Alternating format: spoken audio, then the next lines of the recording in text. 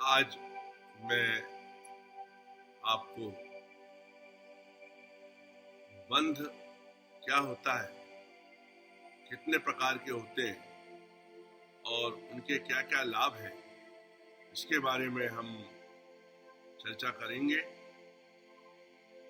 सबसे पहले जो जानने वाली बात है, समझने वाली बात है, वो ये है कि हम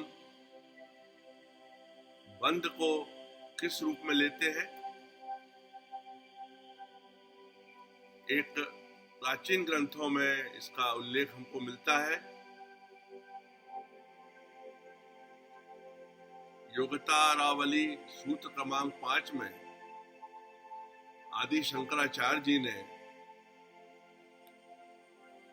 मूलाधार बंध, जालंधर बंध और उड्डयन बंध के बारे में एक बात बड़ी सुंदर तरीके से कही है कि इनकी स्थिति क्रमशः जालंधर बंध की कंठ में, उड्डयन बंध की उदर में और मूलाधार बंध की मूलाधार में होती है। और यदि हम इन्हें साध लेते हैं तो मृत्यु का भय क्यों, अर्थात जीवन जन्म से लेके और मृत्यु तक की यह यात्रा हम निरंतर विभिन्न क्रियाओं के द्वारा, चाहे भौतिक क्रियाएं हों, मानसिक क्रियाएं हों, शारीरिक क्रियाएं हों, सबके साथ निरंतर करते चले जाते हैं। यदि हम इन बंधों को साधते हैं तो निश्चित रूप से यह साधना हमको उस कर्म पथ पे लेके जाती है, जैसा कि भगवत गीता में बताया गया है। तब हमें पूरे जीवन भर सदचित आनंद की स्थिति अंत तक महसूस हम करते हैं और तब हमें आने वाली मृत्यु का भय भी भयभीत नहीं करता। हम हर क्षण आनंदित रहते हैं। एक बात और, चूंकि यह आज पृष्ठभूमि बंध के विषय में मैंने प्रारंभ की है, तो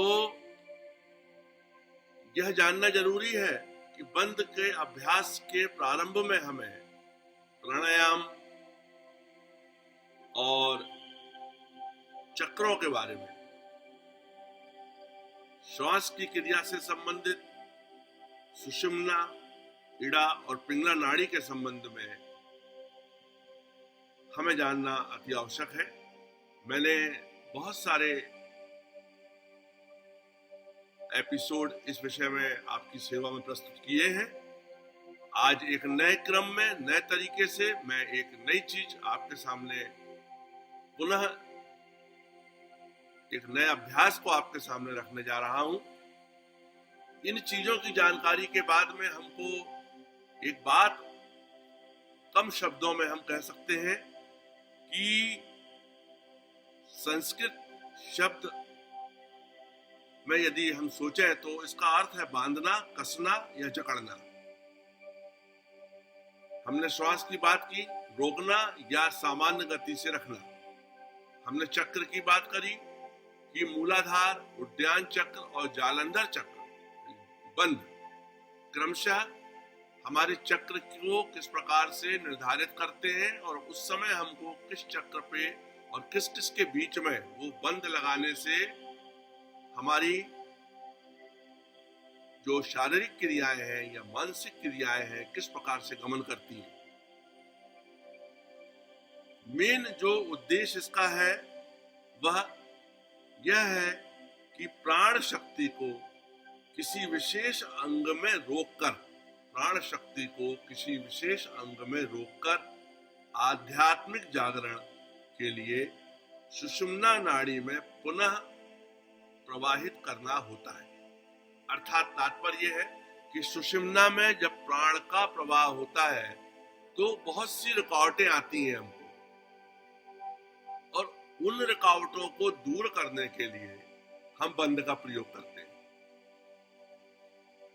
मान लीजिए कोई एक प्लास्टिक का पाइप है 1 मीटर का, एक हिस्से को आप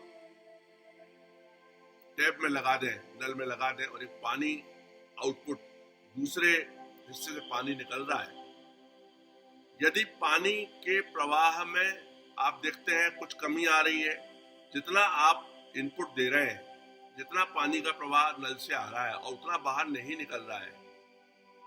यदि हम कहीं किसी हिस्से को थोड़ा सा दबा लें प्लास्टिक के पाइप को, तो उसके अंदर यदि कोई कचरा या कोई डस्ट पार्टिकल है, जो फोर्स के साथ वो बाहर आ जाते हैं, यानी कि वह जो बीच में हर्डल है वो रिमूव हो जाता है, और फिर आप देखते हैं कि जितना इनपुट दे रहे हैं उतना आउटपुट आपको बाहर मिल रहा है।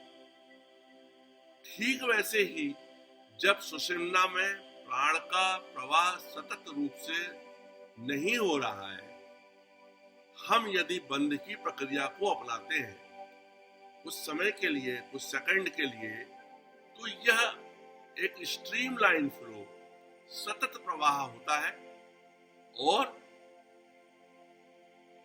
तब हम अपने उद्देश्य को पूरा कर पाते हैं। ईश्वर ने यह शरीर इस रूप में बनाया है कि अद्भुत है परमात्मा की माया। हम अपने अंदर उन सारी चीजों को महसूस कर सकते हैं, चाहे भौतिक रूप से हो, चाहे मानसिक रूप से हो, और चाहे आध्यात्मिक रूप से हो। आज हम मूलाधार बंद, मूल बंद जिसको हम बोलते हैं, जो कि मूलाधार को क्या करता है, एक्टिवेट करता है, उसकी हम लोग चर्चा कर रहे हैं। और इसके बाद में हम क्रमशः बंधों की प्रक्रिया को आगे बढ़ाएंगे।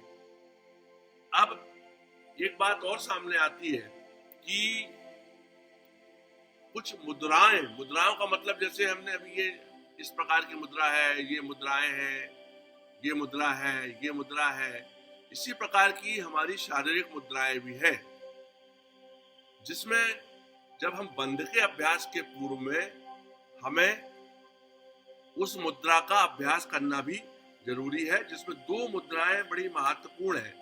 एक अश्विनी मुद्रा है और दूसरी ब्रजोली या सहजोली मुद्रा है आपकी। ये 2 मुद्राओं के बारे में भी मैं इस बंध के अभ्यास के पहले बताऊंगा, और सांस को लेने की जो प्रक्रियाएं मैंने पहले भी बताई हैं आपको, कि अंतः कुंभक, बाह्य कुंभक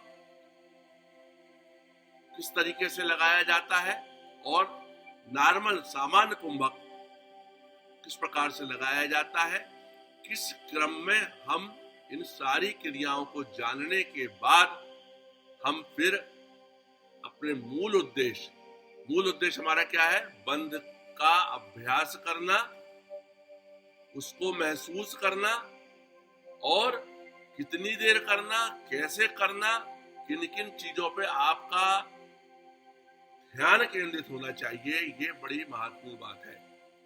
अब जब हम मूलाधार बंद की बात करते हैं, तो मूलाधार बंद लगाने से हमारी 3 ग्रंथियों पर इसका प्रभाव पड़ता है।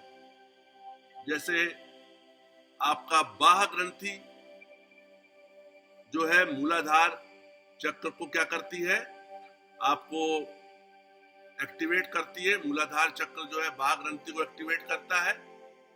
आज मैं सामान्य परिचय की ओर चूंकि आपको देना चाह रहा हूं। उद्यान बंद विष्णु ग्रंथि को एक्टिवेट करता है, और जालंधर बंद रुद्र ग्रंथि से संबंधित है। जो बंद है वो क्रमशः इन ग्रंथियों से संबंधित है, और ये ग्रंथि सुषुम्ना नाड़ी में प्राण के स्वतंत्र प्रभाव में अवरोध पैदा करती हैं, और जिसमें कि चक्रों के जागरण के द्वारा हम आरोहण की जो प्रतिक्रिया जो बाधित हो रही है, बंद लगाने के बाद उनको हम फ्री करते हैं। जैसा कि मैंने आपको अभी एक सामान्य उदाहरण आपके सामने दिया।